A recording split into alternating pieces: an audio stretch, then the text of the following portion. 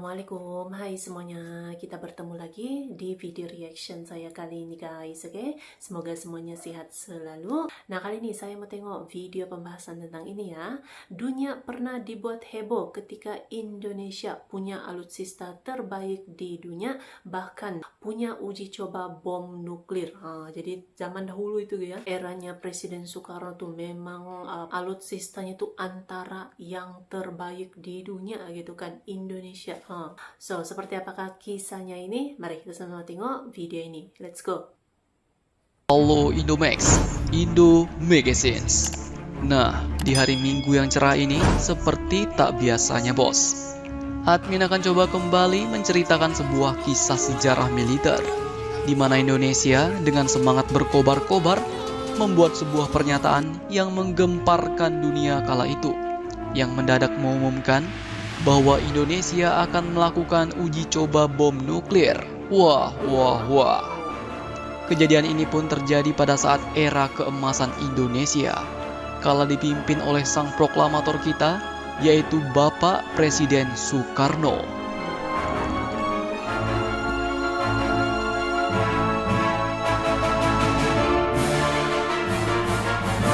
Nah, dikutip dari beberapa sumber berita berikut, seperti greathot.id dan juga jambitribunnews.com. Kisah ini pun berawal di era tahun 60-an. Kala itu memang alutsista dan militer Indonesia merupakan yang terkuat di belahan bumi bagian selatan. Bahkan negara sekelas Australia pun saat itu belum bisa menandingi kekuatan Indonesia. Bagaimana tidak? Di era keemasan Presiden Soekarno kala itu, Indonesia pun telah dilengkapi dengan kekuatan persenjataan kelas kakap. Deretan alutsista asal Uni Soviet yang ditumpuk Soekarno pun akhirnya membuat Indonesia kala itu semakin percaya diri dan semakin bernyali tinggi untuk melawan negara-negara penjajah, kolonialisme dan imperialisme seperti Belanda dan Britania Raya. Tak hanya itu bos, bahkan negara Indonesia kala itu sampai membuat negara-negara adidaya ketar-ketir dengan tindak tanduk yang cukup agresif. Sebut saja salah satunya yaitu Operasi Trikora, Wikora, dan lain-lain. Walaupun sempat disepelekan dunia karena Indonesia baru merdeka, namun dengan gegap gempita, Indonesia kala itu sudah menunjukkan taringnya kepada dunia. Alutsista-alutsista kelas kakap seperti rudal pertahanan jarak jauh SA-2 buatan Uni Soviet sudah tertanam mantap di Jakarta. 4 kapal selam kelas Biscay dari Satuan Korps Hiu Kencana yang berani-beraninya mendadak menyergap kapal induk HMS Victorious dari Britania Raya pun sempat membuat moral para pasukan Inggris runtuh.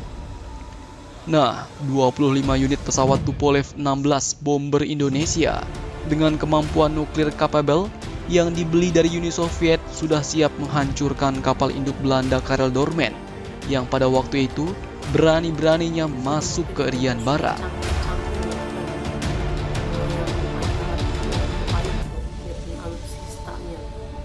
Selanjutnya, ketika Presiden Soekarno tahu akan penting dan manfaat dari kekuatan nuklir, maka Soekarno pun membuat kerjasama pengayaan uranium dengan Amerika Serikat pada tahun 1960 dengan teman akrabnya, yaitu Presiden John F. Kennedy, Presiden Amerika Serikat kala itu.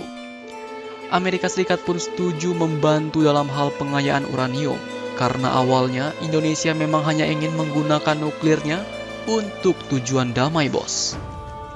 Namun akhirnya, di tengah jalan kerjasama itu pun terganggu lantaran matinya Presiden Amerika yaitu John F. Kennedy yang dikenal akrab dengan Presiden Soekarno dari Indonesia ini. Nah, ketika John F. Kennedy ini tiada karena tertembak, maka mendadak berubahlah kebijakan Amerika, termasuk juga di dalamnya tentang bantuan kepada Indonesia untuk melakukan pengayaan uranium. Melihat hal ini, Presiden Soekarno pun menjadi geram bos. Beliau murka dan akhirnya mengubah haluan tujuan pengayaan nuklir Indonesia. Dari yang awalnya hanya untuk tujuan damai, Soekarno pun berubah dan memutuskan untuk membuat bom atom. Kemudian dengan diam-diam, Presiden Soekarno ini memerintahkan para ilmuwan Lembaga Tenaga Atom atau LTA Indonesia untuk berguru ke negeri Cina karena sang naga itu telah berhasil menguji coba bom nuklirnya pada tahun 1964. Nah, setelah belajar dan berguru ke negeri Cina dan bisa membuat bom atom sendiri, akhirnya tibalah masanya pada bulan November tahun 1964. Seorang direktur pengadaan senjata angkatan darat yaitu Brigjen Hartono mengumumkan Indonesia akan melakukan uji coba peledakan bom nuklir miliknya pada tahun 1969 mendatang. Pada saat itu Hartono pun mengungkapkan bahwa sebanyak 200 orang ilmuwan dari Indonesia sedang mengerjakan pembuatan bom nuklir dan akan diuji coba di luar Kepulauan Mentawai, Provinsi Sumatera.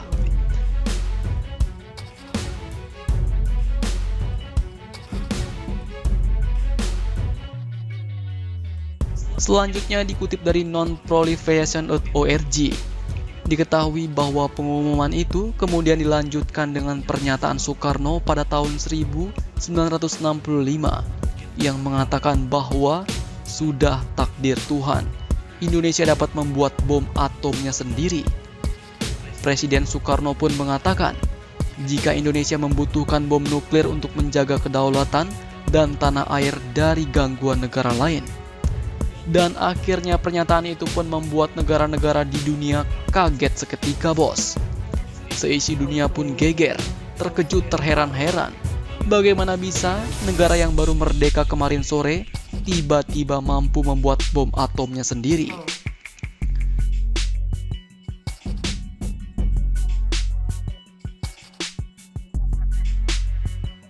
Negara-negara yang notabene menjadi lawan Indonesia seperti Inggris, Belanda, Australia, dan Selandia Baru pun terhenyak.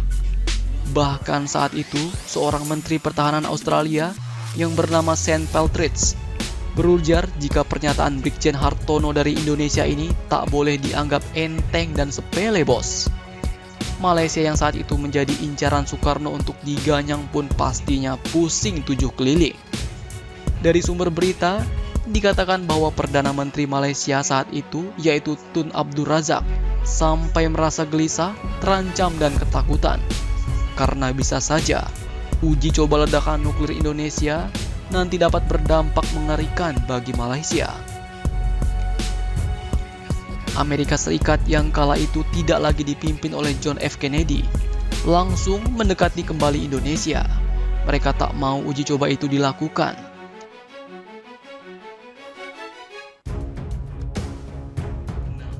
Nah, setelah berhasil mendekati Indonesia dengan berbagai macam manuver politik dan bujuk rayu tentunya, akhirnya Amerika menyimpulkan sendiri Indonesia saat itu masih belum mampu untuk memproduksi bom nuklirnya sendiri. Akhirnya, pada bulan September tahun 1965,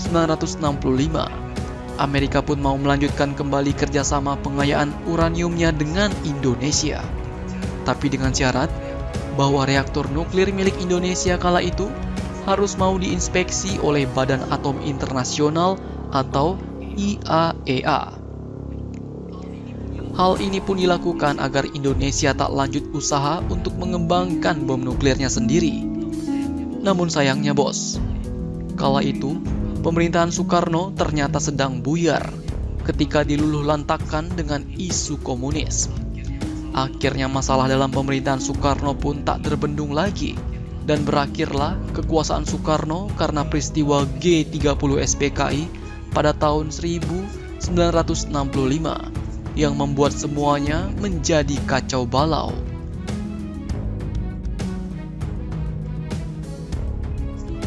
Selanjutnya tampuk kepemimpinan Indonesia digantikan oleh Bapak Soeharto.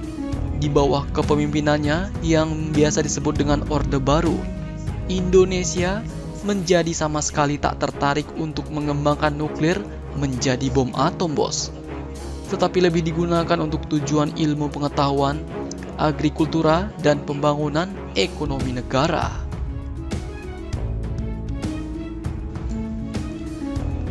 Pengembangan bom atom pun akhirnya tak jadi dilakukan. Dan mimpi besar Soekarno pun sampai saat ini hanya tinggal mimpi. Jadi bagaimana menurut kalian tentang mimpi besar Soekarno ini yang menyatakan bahwa sudah takdir Tuhan, Indonesia dapat membuat bom atomnya sendiri? Jangan lupa komentar dan subscribe Indomax. Indo make sense.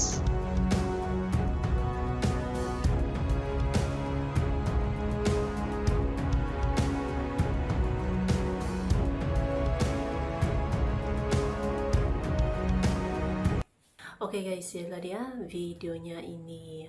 Jadi ya zaman dahulu pada eranya tahun 60-an gitu kan, memang militer Indonesia itu antara yang terkuat di dunia dengan alutsista yang terbaik, tercanggih gitu kan, bahkan mampu membuat bom nuklir ataupun bom atom gitu ya, sampai bikin dunia gempar gitu.